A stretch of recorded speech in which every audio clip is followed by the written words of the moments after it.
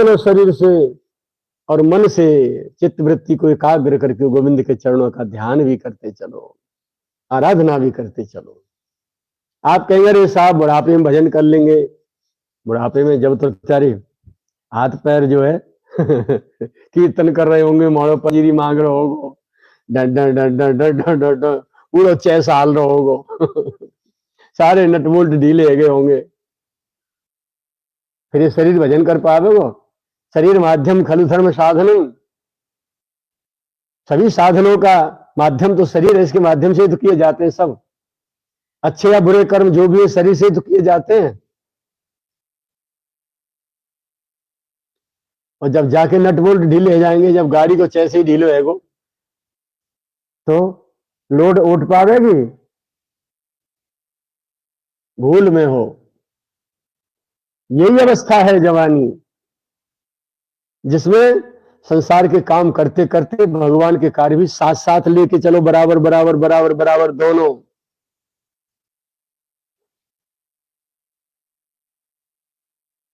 यदि भगवत भजन को, भगवत साधना को पीछे छोड़ आए और संसार के कामों में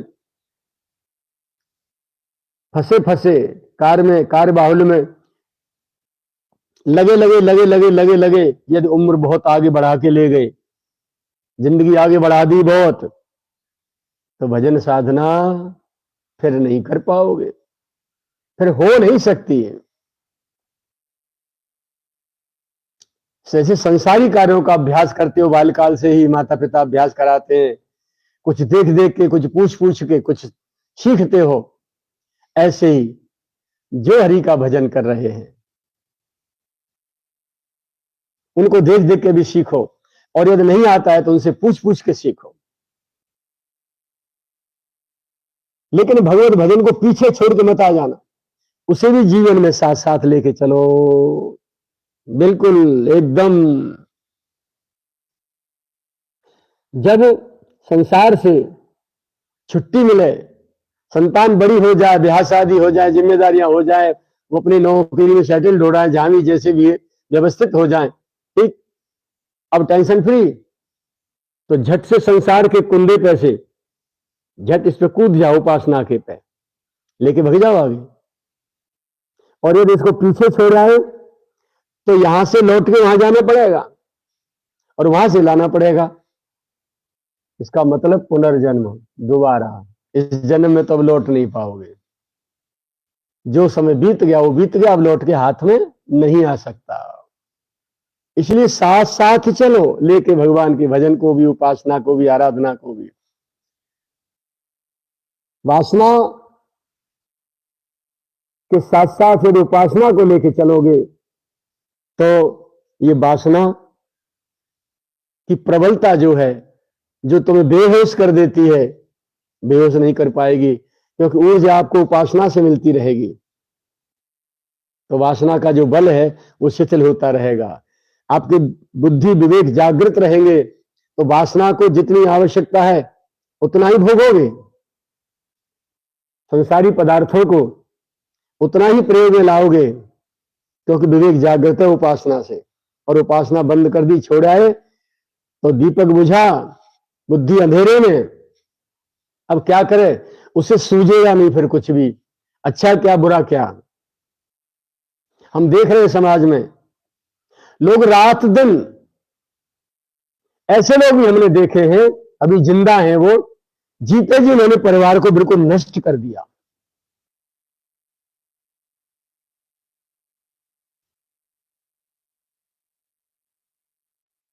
दो चार छह भाई हैं परिवार में, एक माता पिता के, उनमें हरेक की वृत्ति, विचार, बुद्धि, स्वभाव, आचरण अलग अलग, क्योंकि संगति अलग अलग, और पिछले जन्मों के संस्कार भी अलग। तो कोई कोई, लगभग हर परिवार में एक न एक ऐसा पैदा हो जाता है जो परिवार को नेस्त नाबूद कर देता, बर्बाद कर देता है, बिल्कुल एकदम आगे बढ़ने नहीं देता। परिश्रम की कमाई से अन्य भाई जो है, पवित्र भाई जो है, चरित्रवान जो भाई हैं, वो अपना संपत्ति अर्जित करते हैं, सदाचार में जीवन जीते हैं, उपासना करते हैं, भक्ति करते हैं, आगे बढ़ते हैं, और वो अत्याचारी दुष्ट राक्षस इधर से उधर से उल्टे सीधे उन पर आरोप लगा लोगों के उनका सर्वनाश करता रहता है। ऐसे परिवार हमारे सामने बहुत आए हैं। जिंदगी बीत गई, जब तक वो मर नहीं गया तब तक परिवार ऊपर उठ नहीं पाया। ऐसे राक्षस, तो इनको तो ये आए भी सर्प योनि में से हैं, नाग योनि में से विषैले हैं, बिच्छू कातर, लौट के फिर भी वहीं जाना है। इनका कल्याण नहीं होना ऐसे लोगों को जिनकी ऐसी चित्तवृत्ति है। अब चाहे वो साधु वेश में हो, चाहे गृहस्थ में, जिनकी ऐसी चित्तवृत्ति है, दोनों की गति दुर्गति एक ही जैसी है, वही होनी है। खाली कपड़े पहनने से बदल के बहुत बड़ी कोई तोप नहीं झोंक दोगे तुम किसी पर। और छोटी सी बुद्धि क्या समझती, कपड़े फेंक के, पैंट शर्ट कुर्ता पजामा फेंके और साधु वेश धारण कर लिया ऊपर से, हम तो महाराष्ट्री हो गए।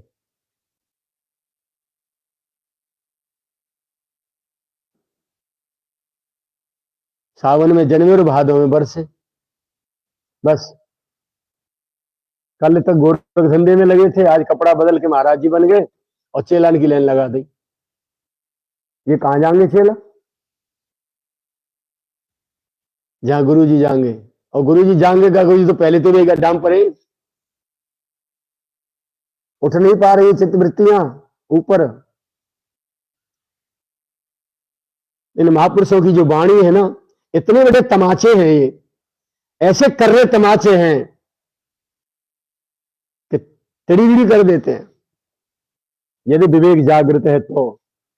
और बुद्धू चंद, जिनकी बुद्धि बिल्कुल झपाझप अंधेरे में पड़ी है, मन बुद्धि मर चुके हैं, जिनके रात दिन वासना में डूबे हैं, वो तो चाहे पूरे पूरे महाराष्ट्री बन जाए, चाहे कोई बहुत उच्च पद पर बैठ जाए, चाहे गृहस्थ में बन जाए बैठ जाए, चाहे कोई नेता अधिकारी बन जाए, कुछ भी बन जाए, उनकी चित्त वृत्ति में कोई परिवर्तन होने वाला नहीं, कोई संशोधन होने वाला नहीं है, बिल्कुल नहीं है। इसलिए बाबा महाराज ने अपना नाम भी नहीं बदला। हमारा नाम तो बदल गए, बोले आगे समय दुस्तर आवेगा, इसलिए हमारे नाम तो बदल दिए, रामदास, ठाकुरदास, कृष्णदास, लेकिन अपना नाम नहीं बदला। जो नाम था वही। और हाथ जोड़ कहते, भैया मैं तो वही कल्याणीपुर को गरीब ब्राह्मण हूं, इतने विनम्र भाव से, भैया मैं तो वही हूं। बाहर से कुछ नहीं बदला और भीतर भीतर ऐसा कुछ नहीं छोड़ा जो बदला ना हो। रोम रोम बदल के पटक दिया, पर बाहर से कुछ नहीं बदला। तो सिखा गए। आज उनकी वाणी अभी भी उनकी प्रत्यक्षता का अनुभव कराती हुई सिखा रही है। मानो वो खड़े हैं हमारे बीच में, विराजे हैं हमारे बीच में, हमसे बोल रहे हैं, बता रहे हैं, मार्गदर्शन कर रहे हैं। जो जितनी श्रद्धा लेकर उनके श्री चरणों में जुड़ा है, कोई भी महापुरुष हो, उनकी जिम्मेदारी बन जाती है। चाहे शरीर से आज नहीं, हजारों साल पहले वो संसार छोड़ गए हो, लेकिन निष्ठा वान की निष्ठा यदि उनके चरणों में है, उनके सिद्धांत को यदि जीवन में आचरण कर रहा है, तो उस संत की जिम्मेदारी बनती है वो वहां से उसे मार्गदर्शन देंगे, अवश्य देंगे। लेकिन निष्ठा कितनी प्रबल है, कितनी निस्वार्थ, निश्चल, निष्कपट श्रद्धा है, कितनी सात्विकता है श्रद्धा में, इस पर निर्भर करता है उनकी प्रत्यक्ष अनुभूति। तो दूसरा उदाहरण, जैसे नाग रात्रि में निकलता है, दिन में नहीं, और अपनी मणि को निकाल के रख देता है, उसके प्रकाश में जो ओस की बूंदें जो घास के तिनकों पे दिखाई देती है, मोती जैसी, उनको चाटता है